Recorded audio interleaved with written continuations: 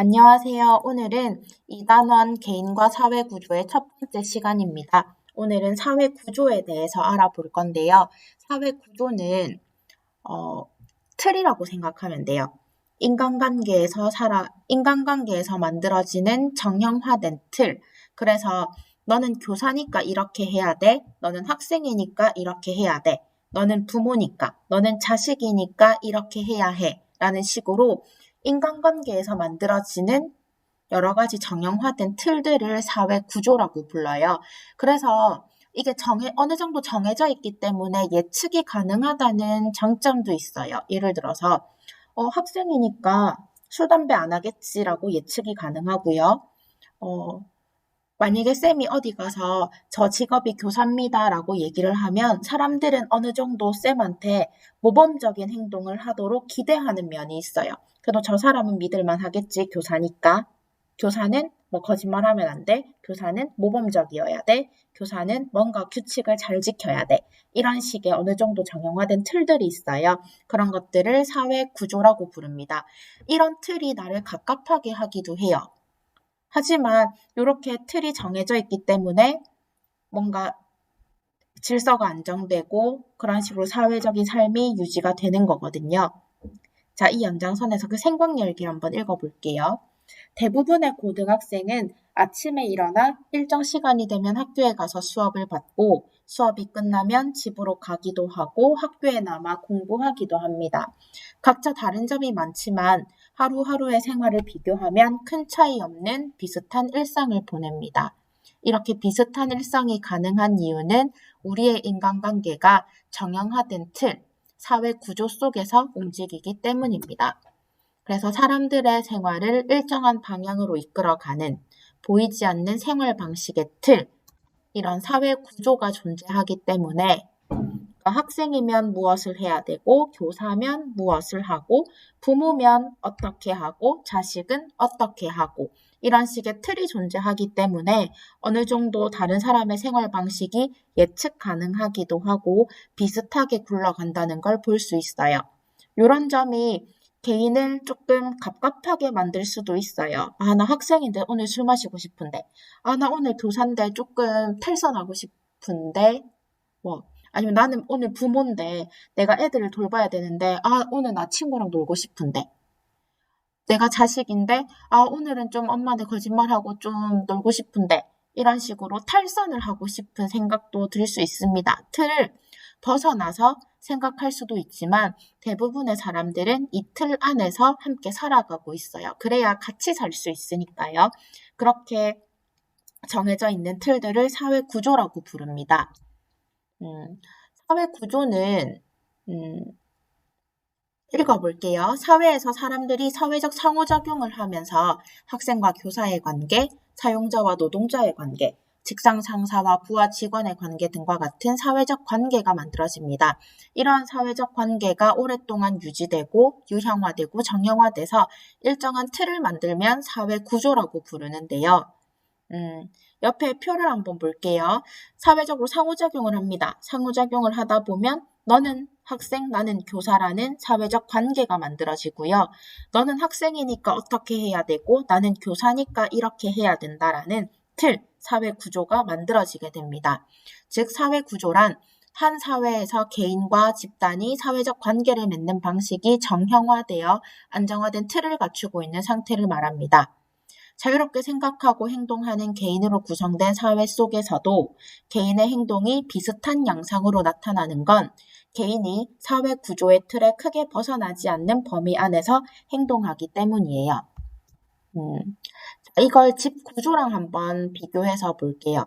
집 구조에 따라서 사람의 행동 방식이 달라지거든요. 이 글을 읽어보면 알겠지만 몽골의 게르는 이 천막 안에 들어가면 이 천막을 둘러싸고 있는 공간이 하나예요. 공간이 구분되어 있지 않거든요. 그러니까 같이 공유하는 공간에서 사는 삶의 방식이 만들어질 겁니다. 하지만 우리나라의 기와집은 뭐 사랑채, 안뜰, 이런 식으로 방들이 구분되어 있어요. 그래서 구분되어 있는 생활 방식으로 살아가게 되죠. 그러니까 구조에 따라서 사람의 행동 방식이, 삶의 방식이 달라진다는 점을 이 집의 구조를 통해서도 알 수 있어요. 예를 들어서 이런 것도 있겠네요. 아파트만 빽빽한 도시에서 사는 삶과 낮은 층의 주택과 공원이 많은 도시에서 살아가는 삶의 모습이 다르다는 점도 구조에 따라서 개인의 삶의 모습이 달라지는 점을 볼 수 있습니다.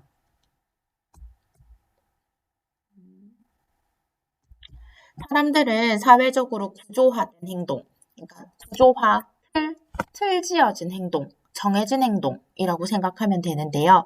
옆에 설명도 나와 있으니까 읽어보세요. 뭔가 정해진 행동을 함으로 인해서 안정적인 사회생활을 영위할 수 있어요. 예를 들어 볼게요. 어른한테 인사할 때는 고개를 숙인다가 우리한테는 구조화된, 정형화된 틀이에요. 근데 이 순간에 우리가 발을 들진 않잖아요. 그러니까 나는 멀리서 학생이 오면 쟤가 나한테 인사를 하겠구나라고 생각을 하지 제가 나를 발로 찰 거라는 생각을 하진 않거든. 그러니까 구조화된 행동을 했을 때 정해져 있는 행동을 했을 때 안정적인 사회생활을 영위할 수 있습니다. 그래서 질서와 안정을 유지할 수 있어요. 그리고 이 정해져 있는 틀 안에서만 움직이기 때문에 다른 사람의 생활을 쉽게 예측할 수 있습니다. 그래서 사회 구조는 이 틀은 개인의 자유로운 행동을 제한하기도 해요. 예를 들어 볼게요. 어떤 사람이 장례식장에 화려한 색의 옷을 입고 가서 큰 소리로 웃으면 그 사람은 다른 사람들로부터 비난을 받을 것이다. 이처럼 사회적으로 구조화된 행동을 하지 않는 사람은 비난을 받기도 하는데 이는 사회 구조가 개인한테 강제력을 행사할 수 있다는 점을 보여준다. 사회 구조는 개인한테 미치는 영향이 매우 크고 개인은 사회 구조 영향에서 자유롭기 어렵다. 그러나 사람들이 사회 구조에 종속된 행동만을 하는 것은 아니다. 기존의 사회 구조에 저항하거나 그것을 바꾸고자 하는 개인이나 집단의 행동은 과거부터 끊임없이 이어져 왔고 그 결과 사회 구조가 바뀌기도 하였다. 옆에 있는 프랑스 시민혁명의 그림을 한번 볼게요. 신분제를 타파해야 한다라고 주장을 하면서 이게 성공을 해서 신분제가 실제로 없어지는 우리 사회 구조의 틀이 변화되는 일이 벌어졌어요. 자, 그런데 사회 구조를 변화시키는 게 꼭 이렇게 창과 칼을 든 혁명 때문으로만 사회 구조가 변화되는 건 아니에요. 그냥 살면서 자연스럽게 사회 구조, 이 틀이 바뀌기도 하거든요. 자, 예를 들어 볼게요. 자연스럽게 변화되는 예가 쌤이 생각하기에 이런 거예요. 전화가 아니라 스마트폰을 사용하면서 우리는 이제 약속을 어기는 거에 대해서 조금 더 쉽게 생각하는 것 같아요. 자, 예를 들어보자. 내가 조금 늦게 나왔어. 옛날에 집 전화를 했을 때는 내가 늦게 나오면 나를 기다리는 상대방은 그냥 무한정 끝까지 계속 넋놓고 기다렸어야만 됐거든. 근데 이제 나는 스마트폰을 쓰는 사회에서는 내가 늦는다고 그냥 톡으로 남기면 저 사람도 바로바로 톡을 확인하고 얘가 늦구나 라고 하면 시간을 조절할 수 있게 됐거든요. 그래서 이 집 전화만 쓰던 시기에서 스마트폰을 사용하는 이런 변화는 우리 삶의 자연스러운 우리 그 사회 구조의 자연스러운 변화를 낳기도 했습니다. 탐구 활동에서도 어떤 특정한 사건이 사람들의 삶의 방식을 바꾼 것들이 나오는데요. 산업화, 이제 공장에서 기계를 통해서 물건을 만드는 산업화 때문에 우리 삶의 방식이 바뀐 모습들이 나와요. 두 번째 보면 제조업이 발달하고 도시가 성장하면서 많은 사람이 도시로 이동했고 그에 따라 농사 짓고 살던 사람이 일터와 집이 분리된 환경 속에서 출퇴근 시간에 따라 직장과 집을 오가게 되었다. 옛날에 농사 지을 때는 우리 집 앞에가 바로 밭이었잖아. 근데 이제는 사람들이 공장이라는 걸 다니면서 집과 분리된 일터를 다니게 됐어요. 직장에서는 분업화된 체계에 따라 일을 하게 되었고 인간관계는 더욱더 이해타산적이고 형식적인 모습으로 바뀌게 되었다. 자, 자료 2번에서는 가치관에 따라서 우리 삶의 방식이 바뀐 것이 나오는데요. 가족이 무엇보다 소중하다는 가치관이 확산되면서 이제 세 번째 줄에 특정 요일을 가족의 날로 정해 그날은 야근을 금지하고 모든 사원이 정시에 퇴근하는 회사도 생겨났다. 그 선생님들 사이에서도 그런 게 있어요. 그 매주 수요일은 공문 없는 날이라고 해서 그 빨리 퇴근하고 집에 가서 가족이랑 시간 보내라고 하는데 사실 말이 그렇지 실제로는 잘 안 이루어지거든요. 근데 잘 이루어지지 않는다고 해도 일단은 가족이 중요하다는 그런 사고방식 자체가 전체에 퍼지게 되니까 이제 뭐 출산휴가, 육아휴직 내는 남자분들도 좀 많고요. 뭐 출산휴가는 아니겠다. 그 육아휴직을 내는 남자 직원분들도 많이 생겼고요. 뭐 이런 식의 가치관의 변화가 우리 삶의 방식을 어떻게 바뀌는지 이런 식의 그 사례들도 한번 살펴봤습니다. 이제는 진짜 중요한 이야기를 한번 해볼 건데요. 개인과 사회의 관계를 어떻게 바라볼까? 이거는 진짜 문제 자주 나오거든요. 이거는 별표 치고 여러분이 잘 구분해야 되는데요. 개인과 사회의 관계를 바라보는 관점 하면 두 가지가 있어요. 사회 실제론과 사회 명목론. 사회 실제론은 사회가 실제로 존재한다는 거고, 사회 명목론은 사회는 이름뿐이라는 얘기예요. 이 두 가지를 구분하는 게 매우 중요합니다. 이거 무조건 시험에 나올 거니까 이거 잘 봐주세요. 자, 이 이론들이 주목을 받게 된 이유가 쌤은 이 사건 때문이라고 생각해요. 윤일병 사건이 벌어졌어요. 윤일병 사건이 꽤 오래전에 일어났던 사건인데요. 2014년에 윤일병이 선임들로부터 집단적인 구타를 받아 사망한 사건입니다. 이 폭행이 조사를 해봤더니 4개월 정도 지속이 됐다고 봐요. 그러니까 사람을 죽일 때까지 구타를 한 거야. 너무나 잔인한 사건이잖아요. 그런데 왜 이런 사건이 벌어졌는지 그 구타를 한 사람들의 과거를 추적 조사를 해보니까 사람들 말이 대학교를 다닐 때 아니면 학창시절 때 그렇게 착하고 순하고 그랬던 사람이래요. 근데 군대를 와서 이렇게 폭력적인 행동을 보인 거야. 군대라는 집단 자체가 개인을 이렇게 폭력적으로 만든 건지 아니면 원래 폭력적인 사람들이 와서 이런 폭력적인 행동을 한 건지 이게 의문인 거야.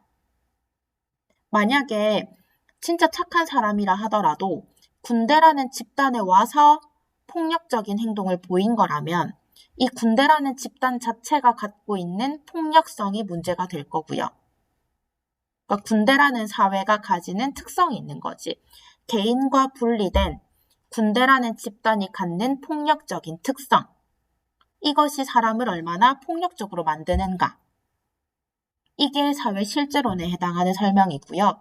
사회 명목론은 폭력적인 사람이 왔기 때문에 폭력을 행사한 거다라고 얘기하는 겁니다. 자, 그럼 이 이론의 차이점을 한번 들어가 볼게요. 사회 실제론은 이런 이론이에요. 사회 구조가 이렇게 미리 만들어져 있어요. 사회 틀이 이미 이렇게 정해져 있어. 자신보다 나이 많은 사람한테는 존댓말을 써야 한다. 라는 틀이 이미 만들어져 있고 이런 틀에 우리는 태어난 거예요. 나는 이런 걸 바꾸고 싶지만 나 스스로의 힘으로는 이 사회 구조의 틀을 깰 수 없어. 왜냐면 개인보다 사회의 힘이 더 강하기 때문이야. 자, 이 설명이 이 옆에 있는 본문 문장에서 너네가 느껴져야 돼요. 본문 문장을 읽을 때 개인보다 사회가 힘이 더 강하다는 게 느껴져야 됩니다. 자, 읽어볼게요. 한 문장 한 문장이 문제 풀 때 선택지에 나오는 문장들입니다. 사회는 개인 외부에 실제로 존재하고 개인의 특성과는 다른 사회 자체의 독자적인 특성이 있다. 그러니까 순진한 개인의 특성과는 다른 군대 자체만이 갖고 있는 폭력적인 특징이 있다고 보는 관점입니다. 이 사회 실제론에 따르면 사회는 개인의 단순한 합 그 이상의 실체고 그러니까 순진한 개인들을 넘어선 그 폭력성이라는 걸 갖고 있는 군대 자체가 실체이고 개인한테 큰 영향력을 행사한다. 따라서 개인은 사회를 이루는 구성 요소에 불과하고 사회 구성원인 개인의 사고나 행동은 사회 영향에서 벗어날 수 없다. 사회 실제로는 사회 유기체설과 관련되는데 너네 유기체설 하면 기능론 기억나지? 기능론은 거시적 관점이고요. 거시적 관점은 개인보다 사회 전체를 좀 더 힘이 더 강하다고 보는 입장이잖아요. 그래서 사회 문화 현상을 이해하거나 사회 문제의 원인을 파악할 때는 개인의 특성보다 사회 제도나 사회 구조적인 측면을 중시해서 사회가 개인한테 미치는 영향을 설명하고자 합니다. 어떤 사회 현상을 볼 때 개인보다는 그 개인들이 모여져서 만들어지는 전체 사회 집합적인 특성을 본다는 거야. 그럼 개인보다 사회가 더 힘이 센 거고요. 이 사례를 한번 볼게요. 투표할 때 후보자 개인의 능력보다는 정당의 특징을 보는 거, 뭔가 집단적인 특징을 보는 거, 요게 사회 실제론입니다. 개인보다는 이 개인이 모여서 만들어진 사회 전체 덩어리가 가지고 있는 힘을 보는 거죠. 이거랑 관련해서 디르켐이 정말 유명한 말을 했는데요. 요게 질문에 되게 자주 나오거든요. 요거 한번 읽어볼게요. 선생님께서는 사회적 사실이라는 개념을 자주 사용했는데 그것이 무엇인지 설명해 주십시오. 사회적 사실은 개인과 무관할 뿐 아니라 개인을 외제하고 개인을 제약하는 객관적 실체입니다. 법이나 관습, 종교 생활, 화폐 체계와 같은 사회적 사실들은 개인의 심리에서 발견할 수 없는 개인 외부의 실체이고 개인적 사실로 환원될 수 없습니다. 우리가 태어나기 전에 이미 법이 만들어져 있고 우리가 태어나기 전에 불교, 개신교, 이슬람교 다 있단 말이야. 화폐 체계도 1,000원짜리, 만원짜리, 5만원짜리가 어떻게 굴러가는지도 내가 태어나기 전에 미리 만들어져 있어. 그러니까 이런 사회적 사실은 개인과는 동떨어진, 개인의 뭔가 그걸에서 좀 더 벗어난 개인보다 힘이 더 강한 거지. 이 체계가 나의 생활을 규정하는 거야. 법대로 해야 되고 이 화폐 체계대로 내가 살아가야 되는 거지. 자, 사회자. 그러면 선생님께서는 개인과 동떨어진 사회적 실체가 존재한다고 보시는 거군요. 그렇죠. 사회적 사실은 개인에게 특정한 관습이나 가치를 강제할 수 있고 개인은 사회적 사실을 내면화함으로써 사회 통합에 이바지할 수 있습니다. 저는 사회적 사실을 객관적이고 과학적으로 연구하는 것을 중요하게 생각합니다. 라고 말하고 있습니다. 그런데 사회 명목론은 개인의 합이 그냥 그 사회라고 보는 거야. 그러니까 설명을 한번 읽어볼게요. 사회는 개인 외부에 별도로 존재하는 게 아니라 단순히 이름만 존재한다. 사회는 개인의 단순한 그 집합체일 뿐이고 실제로 존재하는 건 개인이다. 그러니까 이런 말이야. 비양심적인 사람이 모였기 때문에 비양심적인 집단이야. 그걸 벗어나서 또 다른 특성이 존재하는 집단만의 특성이 존재하는 건 아닌 거지. 그래서 개인은 자신의 의지에 따라 행동하고 사회의 구속을 받지 않는다. 개인이 더 힘이 강하다고 보는 거예요. 그래서 개인의 자유, 능동성, 주체적 행동 이것이 사회에 영향을 미친다고 보고요. 사회의 여러 가지 특성도 개인의 특성에 따라 결정된다고 봅니다. 그리고 사회가 힘이 더 약하다고 봤잖아. 그러니까 사회는 개인의 행복과 자유를 추구하기 위한 수단이기 때문에 시민이 개인의 권리 보장을 위해서 계약에 따라 국가를 만들었다는 사회계약서는 명목론과 관련이 있습니다. 그러니까 개인이 혼자 살기는 못하니까 같이 살아야 뭔가 안전하니까 그러기 위해서 사회를 만든 거지. 개인이 사회를 만든 거지 개인을 위해서. 그렇기 때문에 개인이 더 힘이 센 거야. 사회문화 현상이나 사회 문제를 분석할 때는 사회보다 개인한테 초점을 맞추고 개인이 사회에 미치는 영향력을 더 중시 여긴다. 그래서 개인이 사회보다 더 힘이 세다는 거 볼 수 있고요. 옆에 사례에서도 봤을 때 투표할 때 후보자의 능력을 봐야 된대요. 정당이 아니라 개인의 능력을 봐야 된다는 거 사회 명목론의 특징입니다. 그러면 정리를 한번 해볼게요. 사회 실제로는 사회 자체가 개인의 합 그 이상이다. 군대라는 사회, 집단은 순수한 개인들의 합 그 이상의 별도의 특성을 가지고 있다라고 하는 거고요. 사회 명목론은 사회는 개인의 합이다. 비양심적인 사람이 모였기 때문에 비양심적인 사회가 되는 것이다 라고 보는 겁니다. 자, 탐구활동에서 자료 1번부터 4번까지 가려볼게요. 자료 1번은 개인의 사고를 가능하게 하는 건 그 사람이 아니고 사회적 공동체다. 그가 살아가는 사회적 환경, 사회적 분위기를 봐야 된다. 사회 실제론이고요. 자료 2번. 사회는 개인 외부에 존재하는 사물과 같은 것이 아니다. 사회는 여러 개인으로 구성되어 있다. 사회 명목론입니다. 자료 3번. 사회는 서로 일정한 상호작용을 하는 개인들의 복합적인 관계망인데 사회 현상에 관한 첨다운 이론은 개인의 본성, 그 개인들의 상호작용 형식을 밝혀야 된다. 개인을 강조하니까 사회 명목론. 자료 4번은 사회가 개인들로만 구성되어 있다고 생각하지 않는다. 사회 구조는 개인들의 속성으로 환원되어 설명될 수 없다. 사회 전체 구조는 여러 구조로 되어 있고 이들의 속성과 관계에 따라서만 이해될 수 있다. 사회 전체를 강조하니까 사회 실제론입니다. 사회를 강조하는지 개인을 강조하는지에 따라서 명목론과 실제론을 가리면 돼요. 자, 이걸로 연습 한 번 더 해볼게요.